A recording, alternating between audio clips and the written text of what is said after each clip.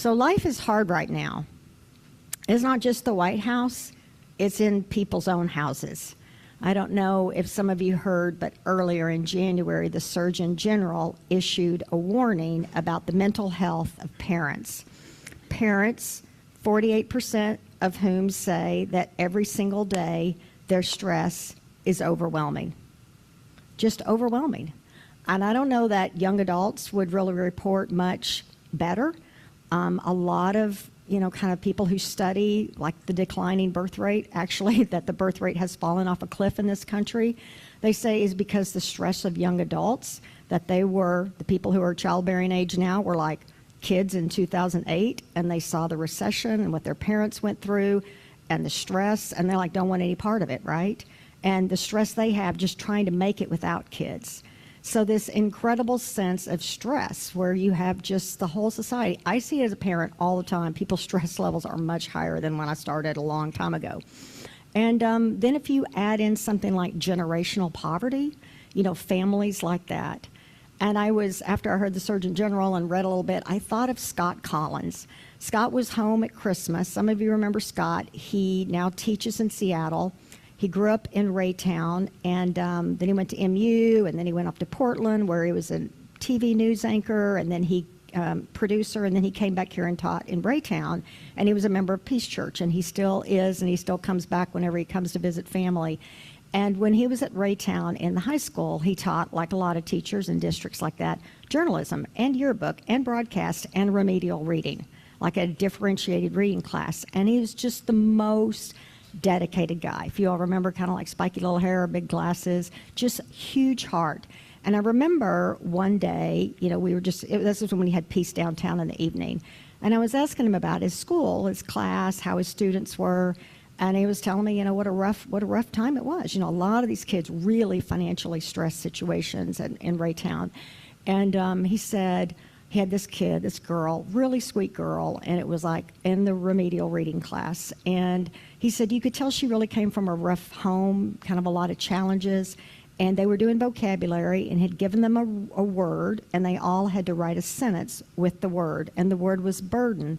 And the sentence she wrote was, "I am a burden to everyone I know." And thankfully Scott was there to say to her, you're not a burden to me. And still, how heartbreaking that she felt that way, right?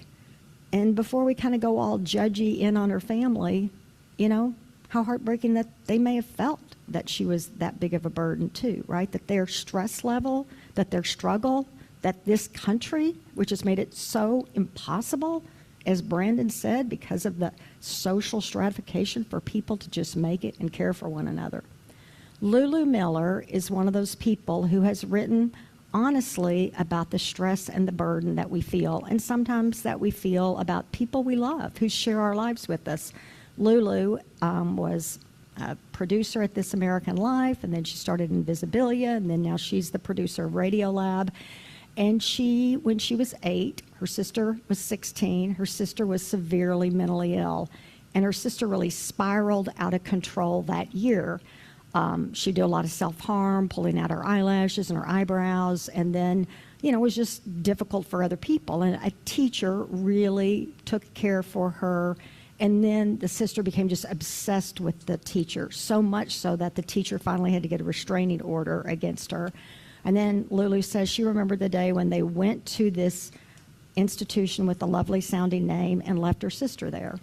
And when they went back a month later, it wasn't really her sister anymore because she was just so incredibly medicated. And Ellen Baxter writes about the same thing. It was her mother, though. Her mother was mentally ill and had substance abuse and ended up in an institution and incredibly medicated. Every day it was morning snack and TV and meds. And so Ellen did what a lot of people did. She went as far away from home as she could to college. She became a psychology major, and then she started looking for places where people with severe mental illness weren't just pushed away. And she found this little village called Hale. I've talked about it before years ago in Belgium. And it was a village that was known for caring for the severely mentally ill. sort of started like 7 centuries ago. They had like a patron saint there to the mentally ill. And so families would make a pilgrimage, and sometimes they just leave their person there, right? Just take them. And then so this became this village where people were acted as host families and started taking in the mentally ill to their homes. And then it was more systematized in the late 1800s, so that by 1930, 1/4 of this village of 16,000 were mentally ill people, 4,000. And they would live with host families for years. The average stay, 29 years. And 1/3 of the people were with host families for like 45 years. So Ellen got a grant to go there and study this remarkable town. And what she found was this very picturesque village in Belgium that just had this in its DNA, just this kind of, just it permeated, right? This sense of acceptance and tolerance. She met families like Tony and Arthur. They had had 6 families that had been boarders with really fairly bizarre behaviors, like this one guy who he really couldn't sleep at night because of the lions that were coming out of the walls. And everywhere she went, every house, it was the same thing. People with really difficult behaviors and constant talking and movement and up and down. And so she would ask the host families, "Are you burdened by this?" And they'd be like, "No." "Are you burdened?" "No." "No, doesn't really bother me." "Really?" And she just could not figure it out until she met the button man. And the button man was a guy, a boarder, who would every day twist the buttons on his shirt off, every single button. He'd twist every single button off. And every night, his host mother would sew the buttons back on. And Ellen thought, well, this is just an incredible waste of your time. So Ellen suggested to her, why don't you get some fishing line and sew the buttons on, and then he can't twist them off. Well, the woman thought that was a terrible idea, because she said, this is how he copes, twisting the buttons off. And it was like a light bulb went on in Ellen's head, and she realized these people are not trying to fix anybody. They're not trying to solve a problem. They're just, going to chase away the imaginary lions, and they're just going to sew the buttons back on. And everywhere she went, she found this acceptance and tolerance, unless it was their own family member, in which case they couldn't do it. Like Tony and Arthur, who had the 6 boarders. Turns out they had a son who was born neuronormal, but then had a terrible wreck and had a closed head injury. And they tried to care for him. His behaviors were really difficult. It caused problems in their marriage because they both felt very differently. And so she began studying this truth that sometimes, not in acute situations like cancer or something, but in a long-term chronic situation, oddly sometimes, family are not the best healers. They're not. And there was a guy named George Brown, who was a sociologist in Britain. He studied this 60 years ago. He realized that when men with schizophrenia came out of facilities, they did far worse if they went back to their wives or parents than if they went to lodging somewhere else. And they decided it was because of a few little things. One of them was families tend to be a little critical, can even be a little hostile. But the biggest thing was what they called over-involvement. Like you just so much want the person to get better. And as a parent, you just want them to get, and they can just feel it oozing out of you. And it just would just almost suffocate the person. Just this need to try to rectify the situation. This is an argument this morning for the need for community. Not that family, not so important, right? There's a line I've used many times. Some wise person said, if you have a mother who did not love you, I am sorry, but your road will be long. That is just God's truth. If you have a mother who struggles to love you, your road will be long. There is no doubt that our families shape us so powerfully. But there's also a word here about the need for community. The need for community that can sort of hold each other more lightly, right? Like with less of an intense need to get better. And that's what Paul is really elevating in this beautiful passage about the human body. What he's saying here is, guess what? The church is not an organization. The church is an organism. It's a living body. It's this thing where we all come together, and it is not perfect, right? I mean, he starts the letter with Corinth with, I'm so thankful for all of you. You're the most amazing thing ever. And then he's just like, next 15 chapters, he's like, right? Because they're like kind of messed up. They're like arguing this and that. But in this passage here, he's talking about the deep, beautiful way they're connected, right? Like a human body. Like, you know, the foot can't say to the hand, because I'm not a hand, I'm not important. And, well, if everybody was an eye, where would the hearing be? And the parts that we might think are less valuable or less worthy, like the mentally ill, like the people we might push away, instead, they're the very people who are elevated and lifting up and given the much honor. And then he has that line, so well known, when one member suffers, we all suffer.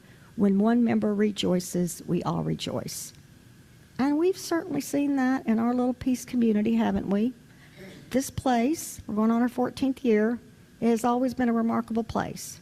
But I tell you what, the last couple of years, we've had a lot more little munchkins, and it has been a whole lot more fun.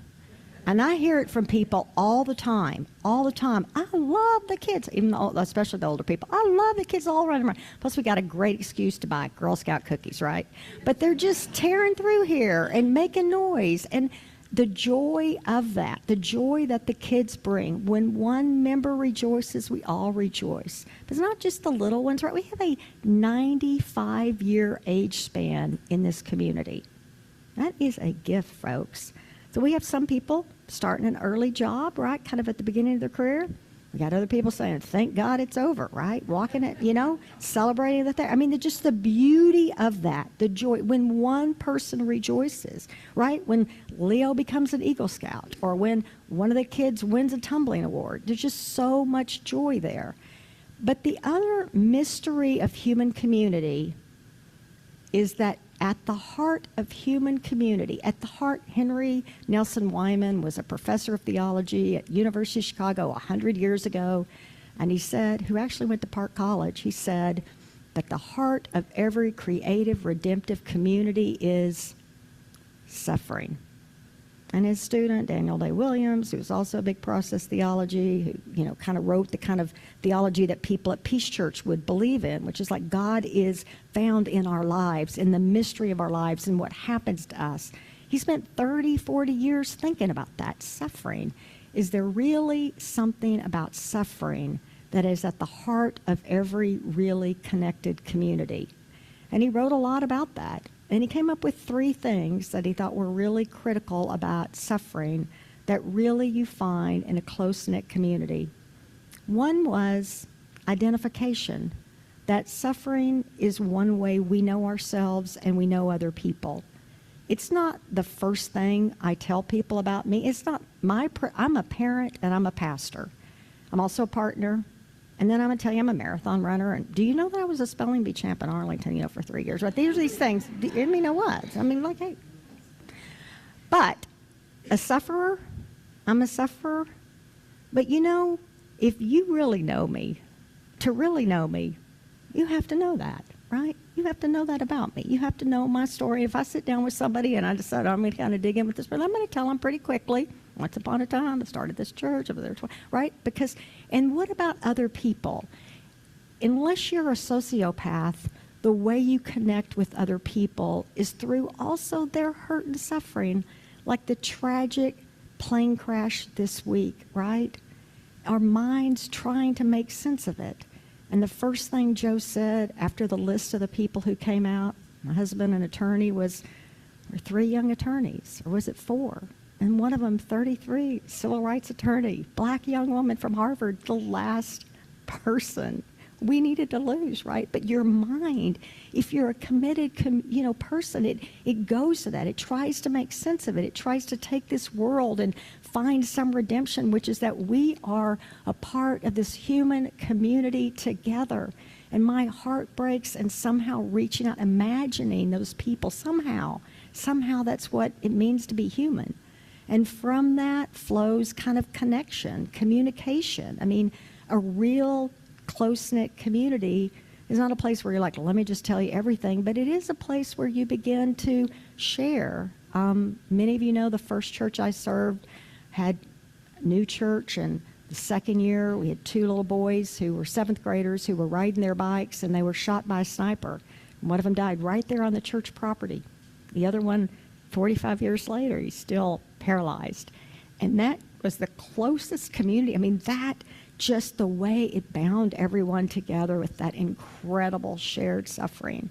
And I think about even here, those of you who have lost a child, the way that has connected, and the way that's connected all of us too, in a weird way, how it's kind of like take away the junk and the stupid stuff and what really matters. Those who become young widows, those who struggle with depression, all of that. Connection, helping us communicate what is richest to us. And then the third thing he said was healing. It's the fact that we have suffered, the fact that I have been a parent, that makes me think, how can there be any parent right now sleeping in a car with their kids? That is not okay. That is not okay. We have got to change that, right? And we can't let these people come in here and trash our kids because they're queer or whatever. I mean, it's the fact that we have suffered, the fact that we have seen people die of cancer, the fact that we see families carrying every little thing they have on the top of a donkey wagon trying to make it, that pushes us towards healing. That's what it is. Paul is so clear. We're not perfect. We're not going to be a perfect community. And he goes on then into the next chapter, and he's clear with us that it's finally about love. Not something so much a part of me, but this God's love planted in me that is this spring of love that is eternal. It just goes on and on and on.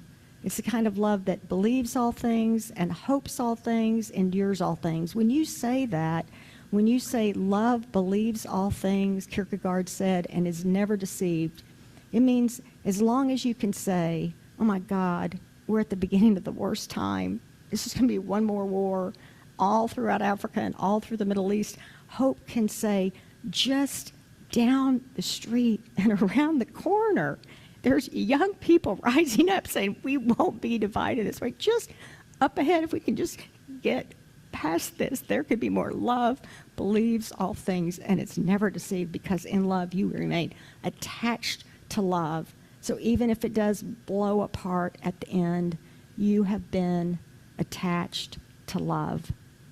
Scott Collins, I remember it was about the same time when the little girl felt she was a burden. He had gotten a grant at MU with other teachers to talk about things they could do, new programs, and he decided he would have a little summer camp at Raytown High School. Not because these weren't kids who got to go away to camp. So he structured this little camp for a week, the yearbook staff, and had these little outings. And I remember he told me he had enough money that one day they could go to Pizza Hut and one day they could go to Chipotle. And I think about that sometimes, those kids standing in that line, getting to choose what they wanted. A little more chicken, a whole lot of the little green sauce. Can I have cheese and the queso? I mean, being told by Scott, by his love and care, by the community he had created, you're beloved, you're not a burden, you're treasured, you're chosen. May this difficult, difficult time we are in remind us of the love we have in our souls. Help us back away a little bit from our own kids, hold them more lightly, and see again the incredible need we have to be held by one another. Amen.